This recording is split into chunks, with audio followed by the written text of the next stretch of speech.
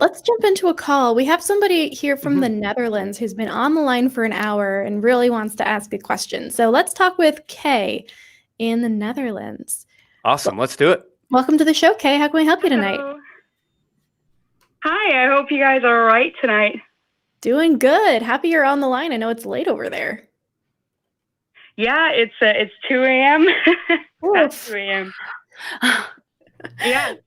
So I've been like dying to call in, but every time I had like school the next morning, so it was a little bit hard to call in. Well, I'm glad you're finally doing so. How can we help? So I'm looking for a little bit of advice. So I have like a girlfriend with very religious parents. And I am like non-binary myself, but I present as female. And so like two females don't really go together in their eyes. And right now they are basically accusing me of being manipulative over her. And that's obviously hurting me quite a bit. And they've known me for about 3 years. I wouldn't say like they know me very personally, but like we've had some good conversations in the past. Sure. And so I'm kind of bothered by the fact that I'm not really allowed to go to them anymore, and they're trying to kind of keep her from going to me, and I'm not really sure how to do this right now. God, that's a lot. I'm so sorry to hear it. What kinds of things come to mind for the two of y'all? Well, I mean, if you want... Oh, sorry. Go for it. No, I couldn't hear you guys. There was like a crackling in the audio for a second. Oh, no. Okay. Well, hopefully that's better now. Let us know if we disappear on you. No problem. I think if you wanted to be kind of trolly about it, you could be like, well, I'm not a woman. I'm non-binary. Does that make it better? Is that more acceptable? No, I doubt it, because they're like not really the type to accept like different genders as well, because they're someone that my girlfriend has a friend who is transgender, and the moment they they went into transition, they were like, oh, it's just a phase and stuff like that. They're that kind of people. Yeah. So, oh my goodness. So you can only have a relationship if you conform to very specific guidelines, apparently. Right. You can't be gay, you can't be trans, you have to be a very particular way. And honestly, I mean, maybe it's the fact that it's been a long week and I'm kind of over everything, but like, is there a reason you need them in your life? Is there anything that is holding you to interacting with them and not just your partner? So right now we are like still doing a study, and we're not living like together yet. So I come in contact with them. Like I have to kind of come in contact with them here and there. I really want to still open up this communication, because we've had good communication in the past. It's just that since this last half year, since they like now know that things are going on, it's suddenly like in the bad spectrum. And I kind of want to fix that in a way, because I still like want to have nice conversations with my in-laws. So sure. Well, I don't want to dismiss what you just said about the importance of this relationship, but I think V was onto something. I think there's value in staying in your lane and remembering that your partner's relationship with their parents is their relationship, and you can, give advice. Maybe that relationship isn't so healthy. Maybe it's not so great. Maybe it's spilling over onto you in a lot of ways, and that definitely sucks. But I don't know how effective you're going to be going at this directly. I think this might be between them. And to that end, I think I have to kind of highlight this idea that as an adult, the greatest leverage either of you have in that situation is just your presence. It's a willingness to say, I have some boundaries. I need to be treated and respected a certain way. And if you're not willing to do that, then I'm just out. There may be some value in trying to communicate and express these ideas to them. And I hope that there is. I hope that there's something to salvage here. But I hope you don't feel obligated to it. No, I don't, because both me and my girlfriend are kind of in the box of, well, if we eventually get married and they don't want to come to the wedding or anything, then that's all right with us. We're not dedicated to solving this. We're just kind of trying to fix things a little bit. She is definitely of the mindset, though, that like they can't really keep her from me in any kind of way, and that's definitely not the case. I mean, we're meeting up tomorrow, so that's not a problem. But good. it's just, I'd say be explicit about that too. If it's a place where you feel comfortable and emotionally and physically safe, say, hey, you have an opportunity to be involved with your daughter's partner, right? You have an opportunity to follow her into the next phase of her life and be a valued and loving part of this brand new family that we're going to be creating. But you don't have to be, right? We're going to continue to do what we're going to do. We're going to go get married. We're going to have kids, maybe, if that's something you guys want to do. And if you don't want to be a part of that, you don't have to. But this is the criteria for joining in. This is a criteria that we have. This is the boundary we need to set. So even being explicit about that and saying, I want a relationship with you. I want to invite you into this family, but here's what you need to do to justify us letting you in. You can't hurt us, especially intentionally, and expect to be allowed into this new group. It's like, it reminds me of I agree.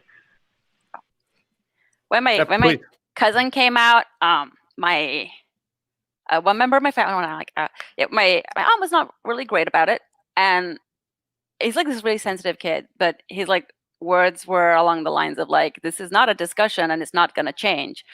You have you can accept it, but you can't object to it or fight it or expect it to like somehow be reasoned away. So like, hopefully they'll like get that message, because I think sometimes people think it's, if they argue enough and they fight enough, they can change it. But the reality is the reality. And hopefully like, if you're that's something that they will come to like realize and stop pushing something that, I mean, it's like trying to push the sky to be purple. It's not gonna work. Right. And it might take a little while too, right? It might not be an always thing, and it might not be an immediate thing. So you might have that conversation and then just maybe get shut out for a little bit. But then you have to stand your ground, right? And you have to prove to them that you're serious about this. And they don't get to interact with you or see you until they respect your boundary. And it's worked for me in the past, in smaller situations, not as big as a life partner situation, but being able to say, hey, you're going to get to see me, you're going to interact with me after this happens.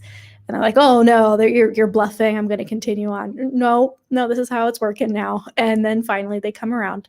And that's a hard process too. And that's going to be stressful for you, and it's going to be stressful for your partner, and it's going to be stressful for the parents. And at that point, you kind of just need to hold on to each other and realize that your relationship is most important. And even more important than that is you yourself. And the parents, they're kind of down here. They don't matter as much in the hierarchy of things. Yeah, if you're eating, sleeping, taking care of yourself, and giving yourself some space from them when you need it, you're doing a lot to make this process easier. Yeah, and I think we are both doing like the best that we can right now. She specifically, my girlfriend herself, she has quite severe ADHD. So it's kind of hard for her to like go into a confrontation because like she gets sensory overloads and stuff like that. So I get why she doesn't really necessarily wants to go into a conversation about this necessarily unless it comes up. I am much more confrontational and that kind of stuff. So I'm a little bit of the dominant figure there. But yeah, that's kind of where I was going as well. But I really wanted you guys' opinion about this to make sure that I was kind of on the right track. And I definitely agree with your opinions right now. And yeah, I'm taking this on board. Thank you very much for this. Oh, one thing, if I can. Is it possible for your girlfriend to, I got ADHD too, and I don't do confrontation well. But sometimes I'm building up to a big conversation with my mom, and sometimes like trying to do things through writing helps because it gives me time to get everything I want to say out, and then organize in a way that's going to make the most sense, and you have a bit more control over how that message, like the timetable. So if she's in a good place to have the conversation and knows that she's going to be in a safe space and have like the support, from you and everything else that she's going to need to get through that, like maybe be able to send it at a time when the environment is lined up. And it feels very weirdly impersonal, I know, to do things through text, but it's definitely better than when you have the moment where it all goes pear-shaped and it's just like, and then, nothing is getting anywhere. That's what I tend to try and do with the really difficult stuff like that. And I don't know if that's any help at all. Yeah.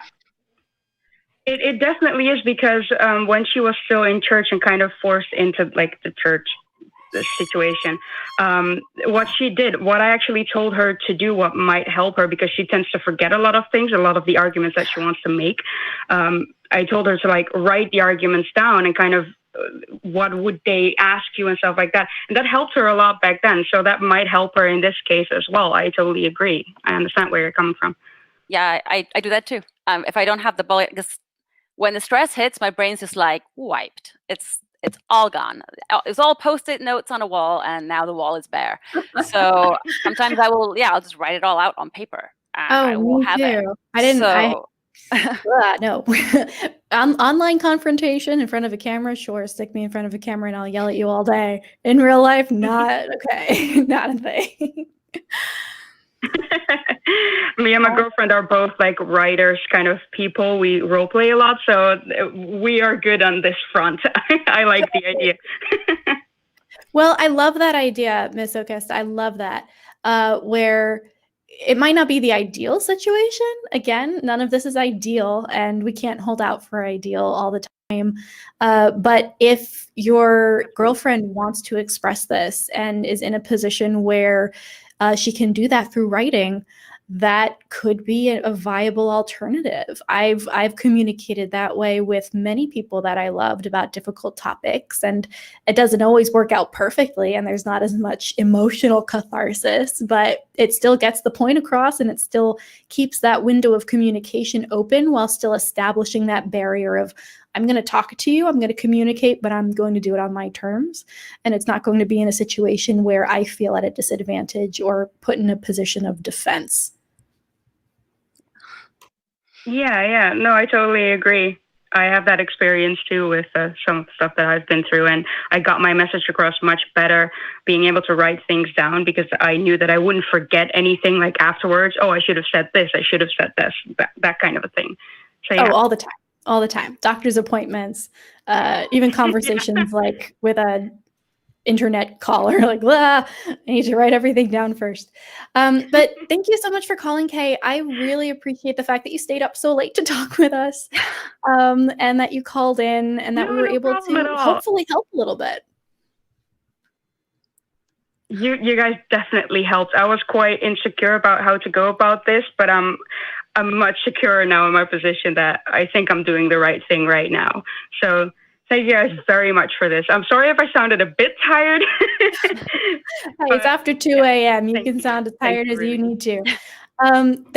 That's awesome, Kay. I think you're on the right track. And as you continue this conversation with your girlfriend and with her parents, call back. Let us know how things go. If they go badly, then we want to be there for you and give you next steps. And if they go really well, then we love it when people call in and just let us know, hey, things are going awesome and it worked. I will definitely do that. And I think my girlfriend doesn't actually know that I'm calling in right now. So I think she would love to actually be there the next time.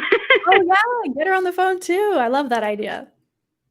All right. Have a good rest of your night. Definitely. Yeah, you guys too. Have a good show. Bye.